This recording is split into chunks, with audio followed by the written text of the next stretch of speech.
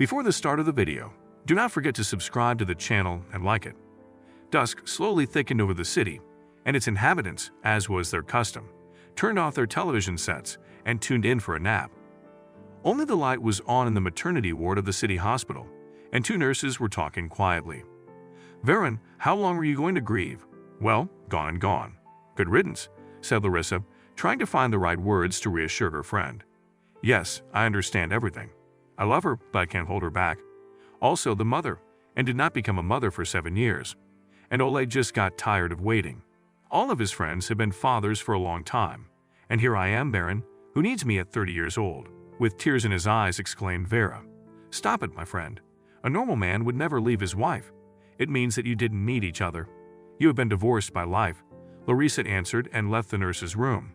In response, Vera was silent, offensively pressed her lips. She understood that Larissa said so because she herself at home everything is normal, and her loving husband and children are waiting for her after work. Vera did not want to go back to the apartment, where after Oleg's departure everything seemed so alien and joyless.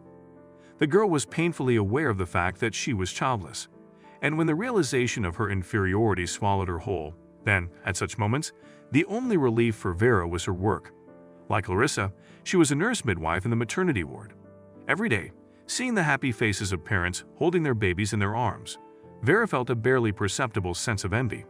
Just like these young mothers, she wanted to hold her baby in her arms and surround him with love and care. Vera loved children very much. At the sight of a nurse's happy face, at the moment when she was carrying a baby to feed it, it was safe to say that she worked for her vocation. Vera had dreamed of becoming a nurse since childhood. She loved to put on her mother's white coat and stare long hours at her reflection in the mirror. Although her mother had nothing to do with medicine and worked as a cook at the local canteen. Antonina Mikhailovna, of course, did not understand why her daughter had an obsessive desire to become a nurse. But despite this, the loving mother did not oppose the will of Vera. So when her daughter graduated from high school, Antonina Mikhailovna did everything to get her into medical school. And now, working in a maternity hospital, our heroine warmly remembered her mother, who helped make her cherished dream come true. Unfortunately, Antonina Mikhailovna was no longer able to rejoice in her successes. An insidious illness took the life of an unfortunate woman just 6 months ago, and Vera felt the loss of a loved one deeply. And then Oleg also left her and went to another. It's all one-to-one. From a state of painful memories, the young nurse brought Larissa's voice. "Verun, let's go to the 7th ward. There is a woman in labor brought in serious condition. They say she got sick at the train station and lost consciousness. She seems to be homeless. Her belly is huge. It can't be twins or even triplets. I feel a complicated birth coming on." Vera immediately put aside her melancholy thoughts and followed her friend. The delivery woman Larissa talked about, to her surprise, turned out to be very young. She did not look 20 years old. Oh, how pale. Small. And what a huge belly. It flashed in Vera's head. The nurse came up to the girl, and addressing her with care and concern, asked how she was feeling and what her name was. The girl visibly perked up. A glimmer of hope shone in her eyes that she would be helped here and would not be judged. As it turned out, the young woman in labor was named Alina. She was a stranger and an orphan on top of that. But Vera was never able to find out more. Soon Alina went into labor and was rushed to the maternity ward. As Larissa suspected, the labor turned out to be very difficult. The situation was exacerbated by the fact that she was on the verge of physical exhaustion in addition. Her mental state also left much to be desired. Imagine the surprise of the nursing staff when Alina gave birth to 3 pink-cheeked babies, 2 big boys and a beautiful girl. Head of department, wiping his forehead with a damp napkin, tiredly muttered, "This is just incredible, colleagues. In my practice, this is the first such case. A real sensation. Even the women in labor from the next room came to see the amazing girl and her beautiful babies. What a piece of jewelry workmanship. I wish I could do it. She's giving birth for the first time and 3 kids at once.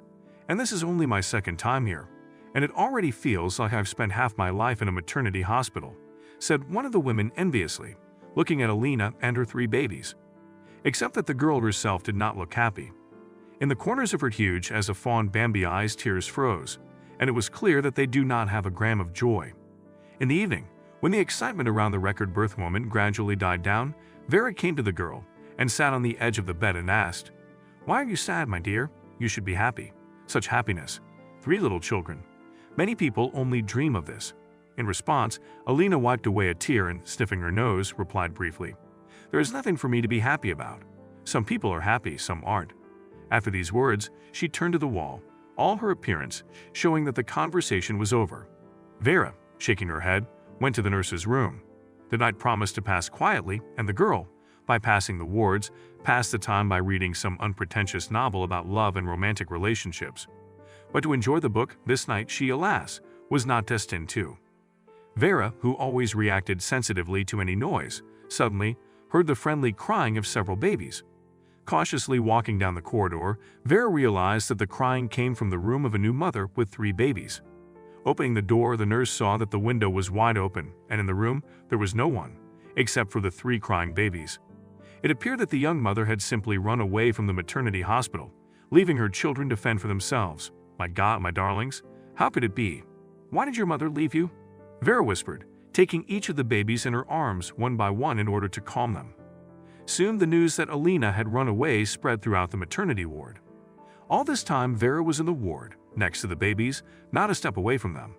"Vera, the shift is over. It's time to go home. Your eyes are already red from lack of sleep," said Larissa, putting her arm around her friend's shoulders. "Larissa, thank you for your concern, but I'll stay on duty more.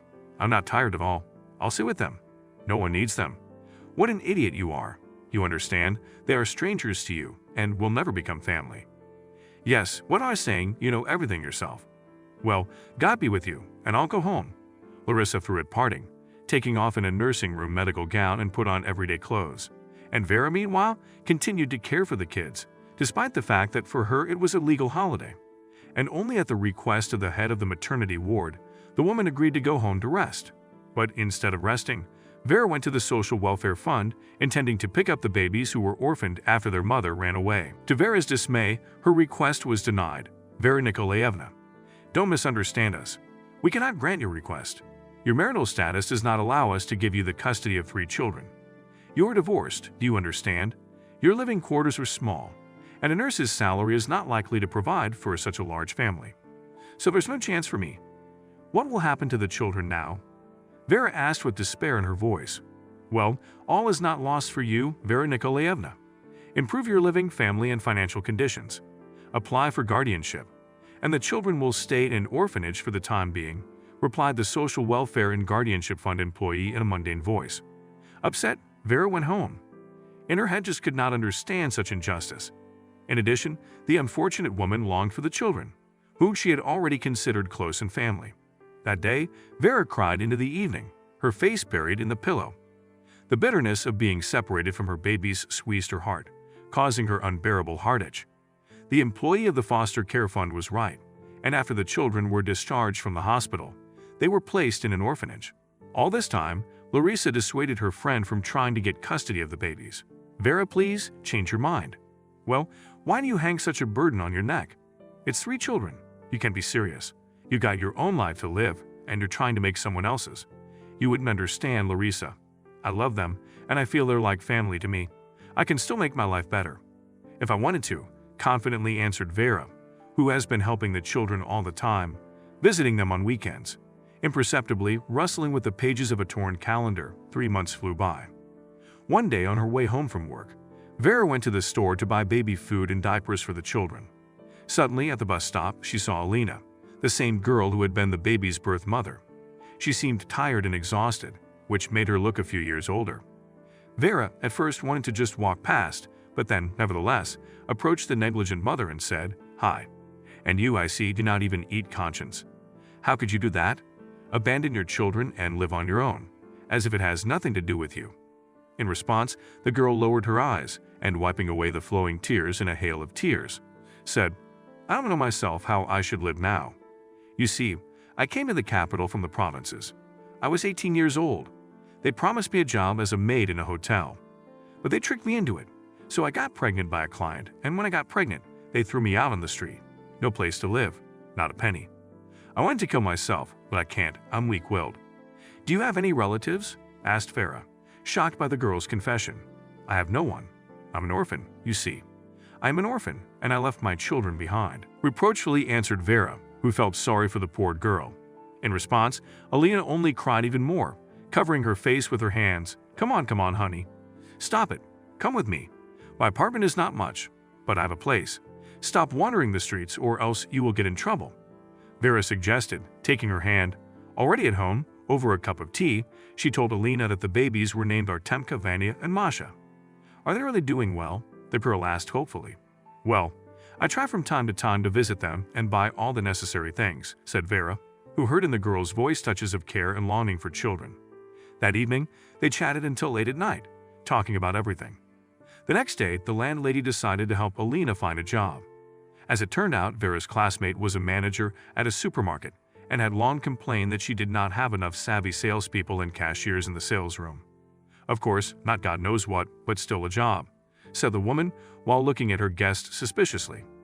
Alina, having heard about it, gladly jumped at such an offer, despite the fact that during the internship and training she will work part-time. Well, darling, you see, life is getting better. Now, we need to think carefully about how to take the children, said Vera with a smile, hugging the skinny orphan girl by the shoulders. But this time, before going to the Social Welfare and Guardianship Fund, the woman prepared more thoroughly. She registered Alina in her apartment and took references from her place of work, characteristics and data on income. Vera did not forget to consult a lawyer so that she knew all the ins and outs of guardianship. The guardianship service was very surprised to see Vera for the second time. But now the woman's paperwork was flawless and her petition was granted. So, thanks to her persistence and perseverance, in about a month Vera and Alina were able to take the children out of the orphanage. They wheeled the strollers around town and looked like two happy mothers with twins. Since Vera and Alina worked in shifts, they alternated between working and taking care of the children, filling in for each other. Time passed quickly. Before the happy mothers could look back, the year flew by. Alina had already mastered the supermarket and was considered one of the best salespersons. Vera, as before, worked in the maternity ward, helping women in labor to find the happiness of motherhood. But only now, and in her life became meaningful. If before she returned from work to an empty apartment, now she was greeted by the cheerful hubbub and joyful laughter of children. In her mind, this was what true female happiness was supposed to look like. Of course, without a loved one by her side, it could not be considered complete, but Vera preferred not to dwell on it and not get upset over nothing. On the contrary, a nice young man appeared in Alina's life. Modest girl rarely talked about him, but Vera knew that the guy's name was Maxim, and he worked as a security guard at the same supermarket where Alina worked. Their relationship developed gradually. The young people looked at each other for a long time, as if they were afraid to open up to each other. At first, it was just shy mutual glances and smiles, but eventually it came to a first date, and then everything started to whirl like in a movie. Romantic meetings, kisses, and walks under the moon replaced each other in a dizzying whirlpool of love and passion. More than anything in the world, Alina was afraid that Maxim, upon learning that she was a mother of many children, would leave her. But the guy, to his credit, was very decent, and he was not embarrassed by the 3 children of his beloved girl. As it turned out, the guy was raised by his father, and for most of his childhood he grew up without his mother. Alina felt very comfortable and relaxed next to Maxim. The guy was simple and reliable. The kind of guy she wanted to be around forever. Are you in love, Alinka, by any chance? Jokingly asked Vera, not knowing that her question hit the bullseye. I am, he is so nice. He says he wants to marry me. And we have already applied for marriage registration. There will be no big wedding. We'll just get married and have a dinner in a circle of relatives at a restaurant. Wow, that's news. Well done, my friend, and thank you for informing me in time, and I even do not have a dress, said Vera with a smile. She was pleased that Alina's private life is going to change. The woman did not even think about herself, believing that her time had passed. That's ok, the children are there. And that's ok. She calmed herself down, taking care of the kids. A month flew by without a trace, and the long-awaited wedding day came. Alina had a chic dress, of which she had dreamed since her school days.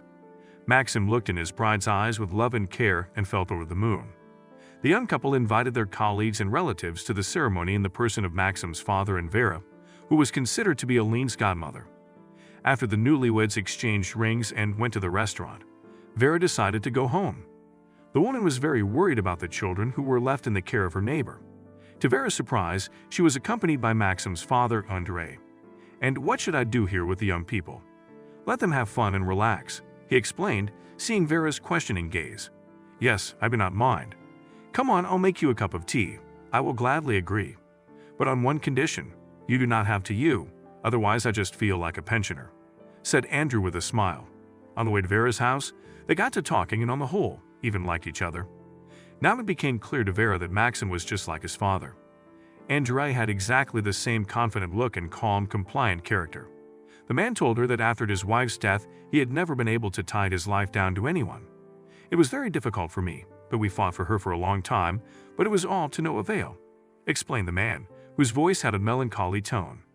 When he entered Vera's apartment, he immediately noticed that her house lacked a man's hand. "The hinges of your door creak, they need to be greased, and the hanger in the hallway could fall off. Why don't I come tomorrow with some tools and fix everything?" "Yes, I do not mind, but it will have to be tomorrow.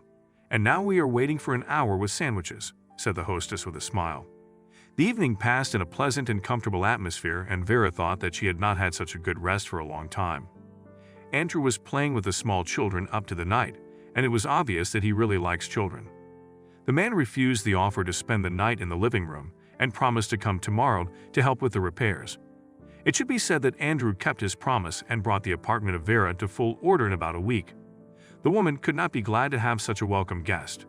Slowly their relations changed from friendship to something more, and now it was Alina's turn to be happy for her godmother. Of course, at first, Vera and Andrew did not advertise their relationship and were as shy as teenagers. But then, when everything became known, they announced themselves as a couple to the delight of Alina and Maxim. "Wow, now we have another wedding waiting for us," the joyful newlyweds exclaimed together. Vera and Andrei smiled in response, and a month later they modestly got married in the registry office. Now Alina and Maxim, together with their children, lived in Vera's apartment, and she herself moved in with Andrei, who had a small house outside the city. There, among nature and clean air, Vera finally felt happy. There was a man beside her who she loved more than anything in the world, and the realization of this added to her strength and hope for a happy future. And about 6 months later, Vera found out she was pregnant. It's hard to say who was most excited about the news, because both parents were in seventh heaven. But one thing is certain, Vera and Andrei's house will soon be filled with happy children's laughter, which will fill their hearts with happiness, tenderness, and care.